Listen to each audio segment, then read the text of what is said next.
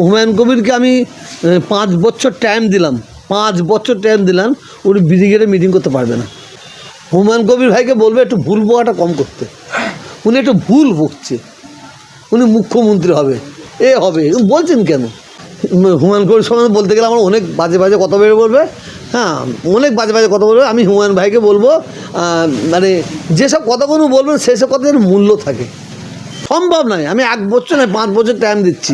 আর যদি করে ধন্যবাদ জানাবো, তো নওশাদ করতে পারে, নওশাদ করতে পারে, কেন স্বাবলম্বী হয়েছে। কেন হুমায়ুন কবিরের বিরুদ্ধে আমার মুখ দিয়ে বের করতে চাইছেন কেন? আপনারা কি পেয়েছেন? হ্যাঁ, হুমায়ুন কবিরকে আমি 5 বছর টাইম দিলাম, 5 বছর টাইম দিলাম, উনি ব্রিগেডে মিটিং করতে পারবে না। আরও একটা কথা বলে, স্বাবলম্বী হোক, আগে স্বাবলম্বী হোক হুমায়ুন কবির। এখন স্বাবলম্বী হলে এখন তো হুমায়ুন কবির জিরো, হুমায়ুন কবির এখন জিরো। সম্ভব নয়, আমি 1 বছর নয় 5 বছর টাইম দিচ্ছি। আর যদি করে ধন্যবাদ জানাবো, তো নওশাদ করতে পারে, নওশাদ করতে পারে, কেন স্বাবলম্বী হয়েছে। সবের একটা নিয়ম আছে, কানুন আছে। কেন দেবে, কিসের জন্য দেবে? কারণ আছে। আমি হুমায়ুন কবির দুশ্মনী করছিলাম, বাস্তবটা বলছি। কে হুমায়ুন কবির তো ভাঙড়ে গিয়ে প্রেস কনফারেন্স করে বললেন, কেন হুমায়ুন কবিরের বিরুদ্ধে আমার মুখ দিয়ে বের করতে চাইছেন কেন? আপনারা কি পেয়েছেন? হ্যাঁ, হুমায়ুন কবির ভাইকে বলবে একটু ভুল বকাটা কম করতে। উনি একটু ভুল বকছে, উনি মুখ্যমন্ত্রী হবে, এ হবে, বলছেন কেন? এটা আমি তহাসের দিকে কী হবে না হবে হওয়ার পরে দেখাবো, হওয়ার আগে দেখাবো কেন? আমাদের ভারতবর্ষের তৎকালীন রাষ্ট্রপতি বলেছিল, হুজুর আমি প্রণব মুখার্জি যেটা আমি বলি না এটা করব, আমি করে বলি এটা করেছি, করে বলে এটা বলেছি। তো হুমায়ুন চৌধুরী সব বলছেন কেন? ওনাকে আগে নিজের জায়গাটা জিততে বলুন, ধন্যবাদ জানাবো, আরও 5টা লিখ ধন্যবাদ জানাবো। হ্যাঁ, কিন্তু বাংলার মানুষ একটা কথা বলবে, এটা আপনারা দেবেন কি জানি না, যারা মুসলমান দরদি হয়ে ভোট চাইবে তারা ভোট পাবে না। যারা হিন্দু দরদি ভাবে ভোট চাইবে তারা ভোট পাবে না।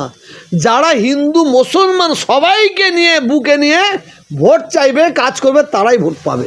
হুমায়ুন কবির বলছে যে উনি বলছেন আমি মুসলমানের হয়ে লড়ছি, কিন্তু উনি বলছে আমি 100 জায়গায় ছিট দেবো, সেখানে যদি তৃণমূল আমাকে সমর্থন করে তৃণমূলই যাবো, কিন্তু বিজেপিও 100 সমর্থন। আমি একটা কথা বলি, আমি সরি, হুমায়ুন কবির সম্বন্ধে বলতে গেলে আমার অনেক বাজে বাজে কথা বের বলবে, হ্যাঁ অনেক বাজে বাজে কথা বলবে। আমি হুমায়ুন ভাইকে বলবো মানে যেসব কথাগুলো বলবেন সেসব কথার মূল্য থাকে।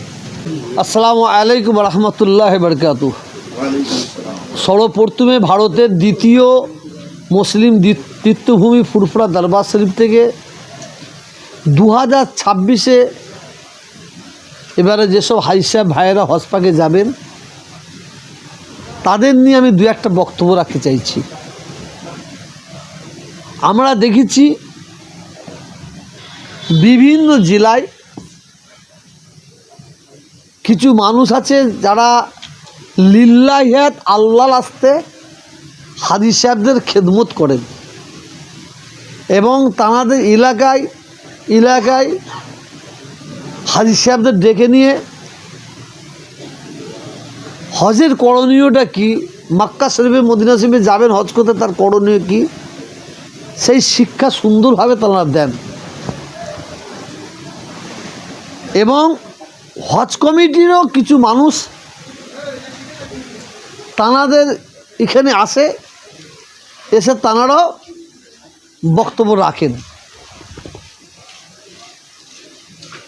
এর কারণটা হচ্ছে এই বাঁকুড়ার মানুষ, মেদিনীপুরের মানুষ, হাওড়া হুগলির মানুষ, 2-24 মানুষ, চারিদিকের মানুষ হজ পাকে যায়।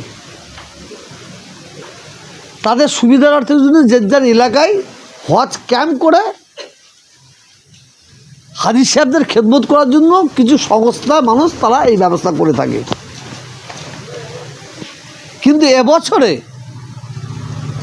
হজ কমিটি কি করেছে, যত হাজী সাহেব আছে প্রত্যেককে কলিকাতায় ডাকছে। তাহলে বসিরহাটের মানুষ, মেদিনীপুরের মানুষ, হাওড়া হুগলির মানুষ, 24 পরগনার মানুষ, মালদা মুর্শিদাবাদের মানুষ যখনই ডাকবে তাহলে হজ কমিটি দিয়ে আসতে হবে, আবার কিছুদিন পরে ডাকবে আবার আসতে হবে। এটা হাজি সাহেবদের একটা হ্যারেস্ট করা বলে মনে হয় আমার। হজ কমিটি কেন এই সিদ্ধান্তটা নিল এটা আমার জানা নাই। আমি হজ কমিটির যারা চেয়ারম্যান আছেন, সদস্য আছেন, প্রত্যেকের কাছে আমার দাবি থাকবে, দীর্ঘদিন ধরে, বছর পর বছর ধরে যেভাবে এলাকায় এলাকায় হাই সাহেবদের ট্রেনিং দেওয়া হয়, সেই ট্রেনিংয়ের ব্যবস্থাটা আপনারা করুন, এতে হাজি সাহেবদের জন্য সুবিধা হবে। আপনারা যখন তখন ডাকবেন যে রাজারহাটে চলে আসেন, পাকসারকে চলে আসেন, আর হাজি সাহেবরা যাবে গাড়ি খরচা করে, ফের আসবে, ফের রাখবেন। একটা তো খরচা আছে, এবং বয়স্ক মানুষদের জন্য এটা হ্যারাস্ট হবে বলে মনে করি আমি, তারা কষ্ট পাবে। নবাবপুর বলে একটা জায়গা আছে, মোল্লার চক, ওখানে এবারে প্রায় 80 জন হাজি সাহেব হজ করতে যাবে, 80 জন। আর একটা পশ্চিমবাংলা সরকারের কাছে আমার দাবি, আমার নয়, বাংলার মুসলমানদের দাবি, হাজিদের জন্য প্রতি বছরে পশ্চিমবাংলা সরকার কত কোটি টাকা দেয় হাজি সাহেবের খেদমতের জন্য, প্যান্ডেলের জন্য, পানির জন্য, খাবারের জন্য, কত কোটি টাকা দেওয়া হয়। এইটা এবারে জনসাধারণের সম্মুখে তুলে ধরতে হবে। পশ্চিমবাংলার সরকার, আমরা শুনেছি যে টাকা দেয় তার সিকি পরিমাণ খরচা হয়নি, তার বাকি টাকা কোথায় যাচ্ছে এটা আমাদের জানার দরকার আছে বলে মনে করি। পশ্চিমবাংলার সরকার হাজিদের জন্য, হাজিদের খেদমতের জন্য কত কোটি টাকা দেয়, কোন কোন খাতে দেয়, এটা আমাদের জানার দরকার। কারণ যে খেদমত হাজি সাহেবদের পাওয়ার দরকার সেই খেদমত হাজি সাহেবরা পায়নি, সেই খেদমত হাজি সাহেবরা পায়নি। এখানে পশ্চিমবাংলার সরকারের দোষ দেবো না, পশ্চিমবাংলার সরকারের অর্থ নিয়ে মিস ইউজ হচ্ছে বলে আমি মনে করি, বাংলার মানুষ মনে করে। আমরা মৌখিক জিজ্ঞাসা করেছি পশ্চিমবাংলা সরকারের হজ কমিটির কিছু মেম্বারকে, জিজ্ঞাসা করেছি এই প্যান্ডেলটা কত কত খরচা হয়।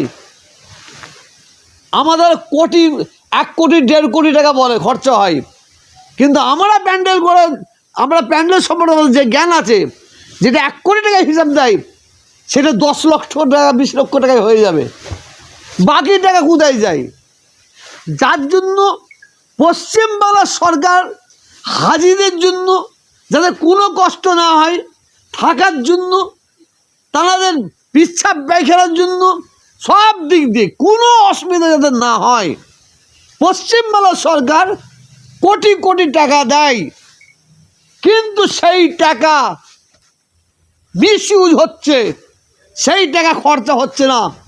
মনে করি সরকার যদি আমাদের জানিয়ে দেয় যে হজ কমিটির জন্য এত কোটি টাকা দেওয়া হয়, আমরা জনসাধারণ আমরা দেখে বলতে পারবো সেই টাকা খরচা হচ্ছে কিনা। কিন্তু আমাদের আড়ালে রেখে ওই কোটি কোটি টাকাতে তসরুপ হচ্ছে বলে মনে হচ্ছে আমাদের বাংলার মানুষের প্রশ্ন। এবং হাজি সাহেবদের যে সুযোগ সুবিধা দেওয়া দরকার সেই সুযোগ সুবিধা দেওয়া হয়। আমার মনে হচ্ছে ডাল মে কুচ কালা হয়। পশ্চিমবাংলার মুখ্যমন্ত্রীর কাছে আমি করজোড়ে অনুরোধ করছি, আপনি ভালো করে লক্ষ্য রাখুন, এই হজ কমিটিতে আপনি কত কোটি টাকা দিচ্ছেন আর সেই টাকা ঠিকমতো খরচা হচ্ছে কিনা। বিশেষ করে বাংলার মানুষ, তাদের কাছে আপনার বদনাম করার একটা চক্রান্ত চলছে।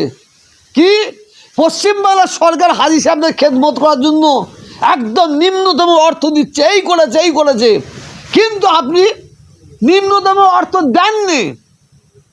আপনার হাজী সাহেবদের যতটা দরকার তার চেয়ে অনেক বেশি দেন বলে আমরা মনে করি, কিন্তু হাজী সাহেবদের সেইভাবে সেবা দেওয়া হয় না। আমি পশ্চিমবাংলার সংখ্যালঘু মুসলমানদের তরফ থেকে, হাজী সাহেবদের তরফ থেকে আমি শুধু জানতে চাই যে হাজী সাহেবদের হজ কমিটির, যাতে হাজী সাহেবরা এবার হজ পাকে যাবে পশ্চিমবাংলা সরকার, তার জন্য এত কোটি টাকা গ্রান্ট করেছে, সেটা যেন আমরা ওখানে লিখিত দেখতে পাই, দেওয়ালে লিখিত দেখতে পাই। তাহলে আমরা অন্তত জানতে পারবো, বুঝতে পারবো পশ্চিমবাংলা সরকার এত কোটি টাকা দেয় আর ঠিক সেই টাকা অনুযায়ী কাজ হয়, আর যদি না কাজ হয় আমরা নিশ্চয়ই সরকারকে অবগত করব। পশ্চিমবাংলার যারা হজ কমিটির মানুষ আছে তারা ট্রেনিং নেবেন বোম্বে থেকে ট্রেনিং নিয়ে এসে, তারা প্রশিক্ষণ নিয়ে এসে এখানকার হাজী সাহেবদের প্রশিক্ষণ দেবেন। কিন্তু বোম্বেতে ট্রেনিং না নিয়ে এখানে 5 থেকে 6 বার ট্রেনিং দেওয়া হলো, কী করে হলো? 6টা জেলায় কীভাবে হলো? সেখানে কীভাবে ট্রেনিং দেবে, কীভাবে বলবে, সেই কথাটা না জেনে আগে থাকতে আমি মনে করি হাজী সাহেবদের কষ্ট দেওয়া হচ্ছে বলে মনে করছি।